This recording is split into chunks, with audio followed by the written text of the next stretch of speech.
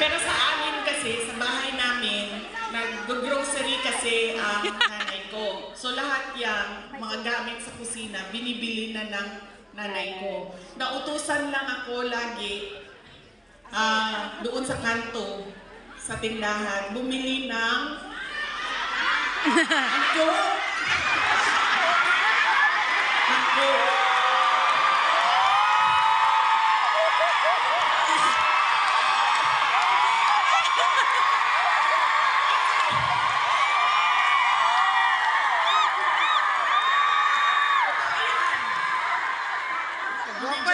Totoo yan.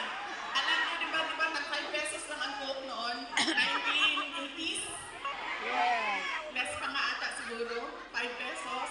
O mga 4 pesos ang Coke noon. Tapos ang pera natin, yung papel na green na 5 pesos.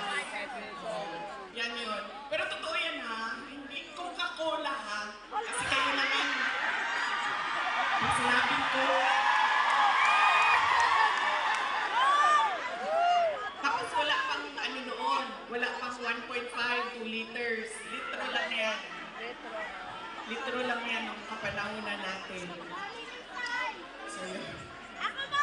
So, saan na tayo? Sa pagpapasalamat. Pagpasalamat tayo sa PDP.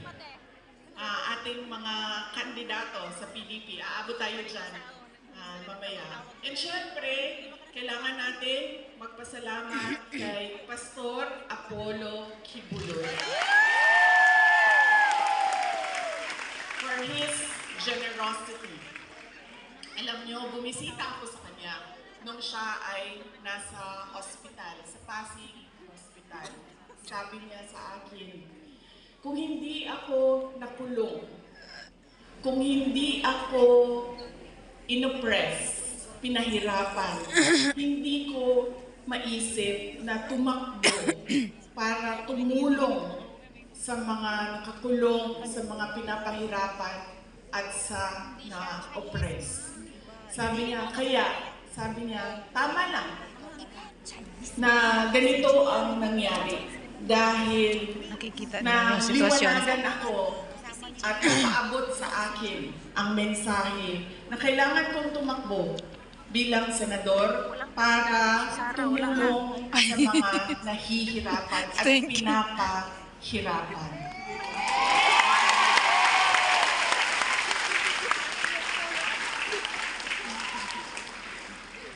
Sabi din niya sa akin, sabi niya, ikaw, kahit ano man ang sabihin man nila na kasalanan mo ang lahat ng ito, Inday Sara, sabihin man nila, kasalanan mo ito dahil hindi ka tumakbong Pangulo. Pero sabi niya, ayun na,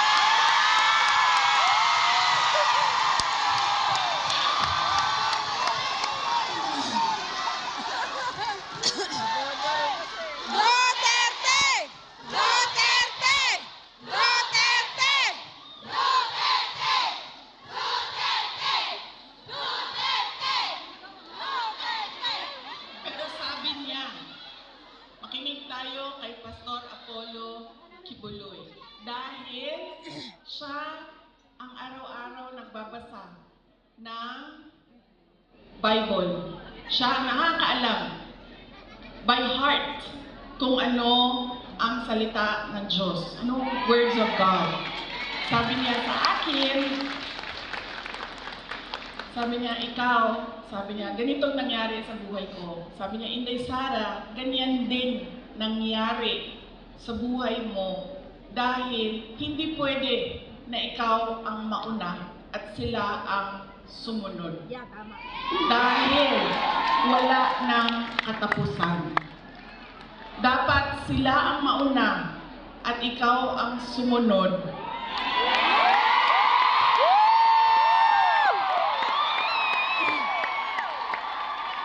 Para matigil na at hindi na paulit-ulit ang kahirapan sa ating buhay.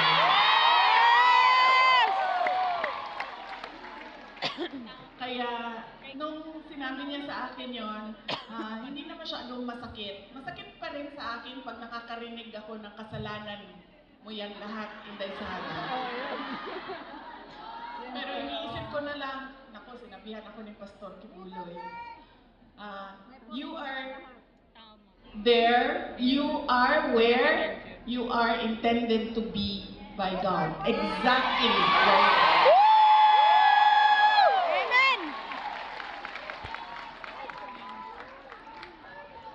So, yaan po. Hindi pa, alam mo, hindi pa ako nangalahati sa pagpapasalamat ko, kaya bilisan natin. Hanggang anong oras ba ako pwede, sir? Go lang lang. Go. Eh, hindi kami pwede mag-abot ni PRD kay kasampo na food ko order.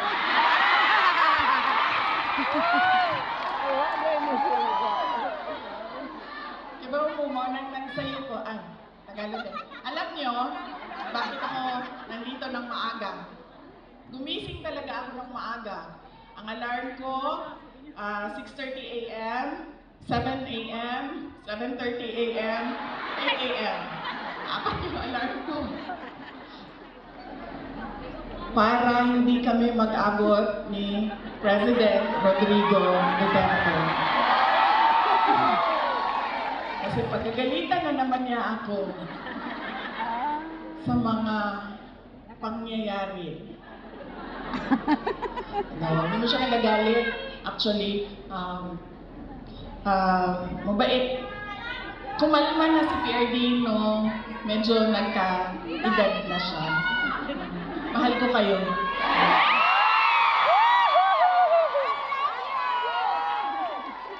Makahilak mo tayo. Magpapasalamat din ako. Thank you po ako. Kagabi po, merong mga kababayan natin na nasa hotel. Hotel. Kayo ba yun, ma'am? Opo.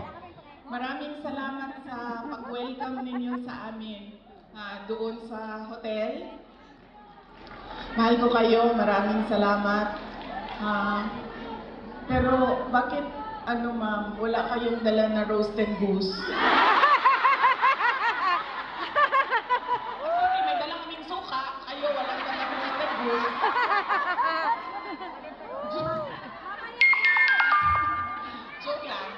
Joke lang. Pero salamat salamat sa pag-welcome ninyo sa amin doon. Sigurado ako na kahapon may kailangan din kayong gawin. Busy din yung oras ninyo, pero pumunta kayo doon at welcome nyo kami sa hotel. Maraming salamat sa inyo.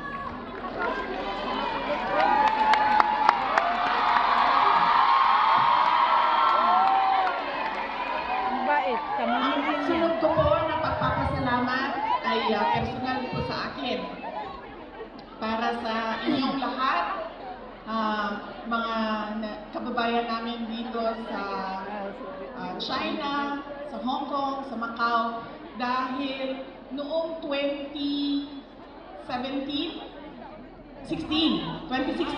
ay nagkita-kita din tayo dito para sa pagpapasalamat, tapang at malasakit at suporta sa administrasyon ni Pangulong Duterte. Kaya daghang ka di kaila. papasalamat po ako dahil from 2016 hanggang 2025 ay nandyan pa rin kayo at nandito pa rin kayo para sa akin. Maraming salamat. Sunod po ay personal pa rin ang pagpapasalamat ko sa inyong lahat, sa tulong ninyo, sa kampanya ninyo, sa suporta ninyo para sa akin, at sa boto ninyo noong nakaraang halalan noong 2020. At sa susunod na halalan sa 2022.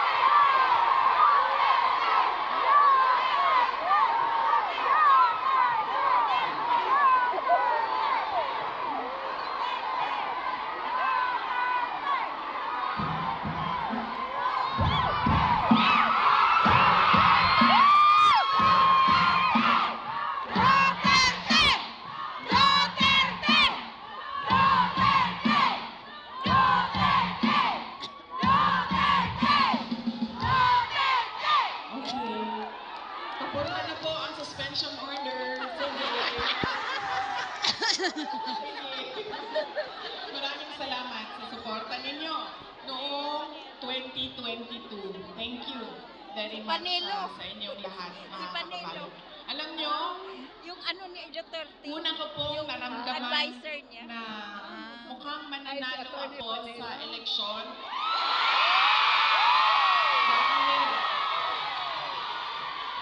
Dahil nakita ko ang overseas absentee voting results. Una siyang lumabas. So nakita ko na I think 98%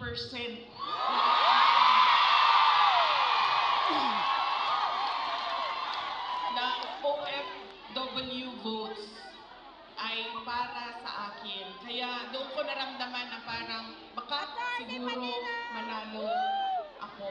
Kaya maraming salamat. Hindi, yung 2022 yan. Napasalamat.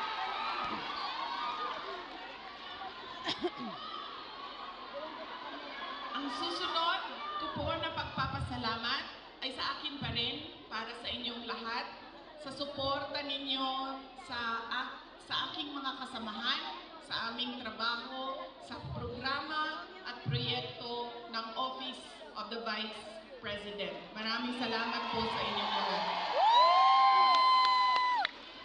Dahil kayo lang po ang sumusuporta sa OVP, ang buong gobyerno po ay iniwanan na po ang OVP. Grabe. Maraming salamat.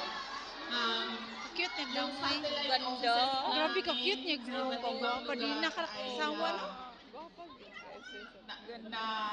naningkamot. Sabi naningkamot. Nagsumikap! Nagsumikap! Nagsumikap!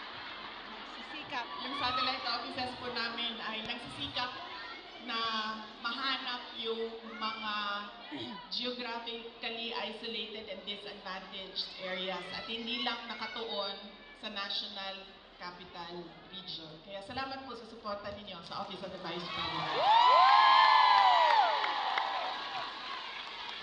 Ang susunod po na pagpapasalamat ko ay ang mahal ko kayo.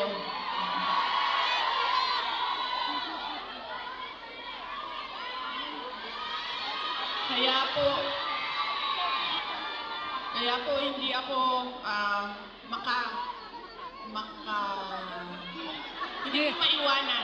hindi ko maiwanan ang aking katayuan, kapapwesto, posisyon dahil sa inyong lahat.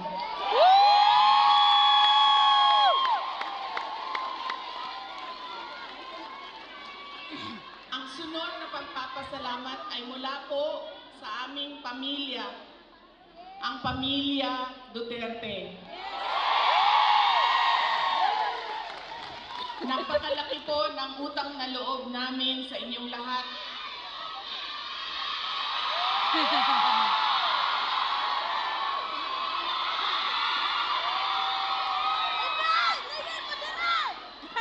Naku kayo ang amo ang utang ang kabubuton kaninyong Wa pagitay singgit kung nakita.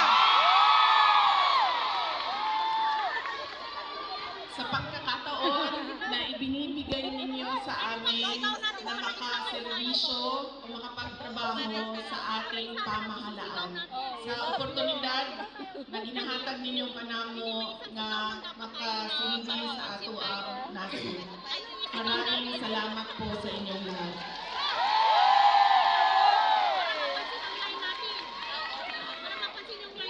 Okay, so yan na po ang aking mga pagpapasalamat.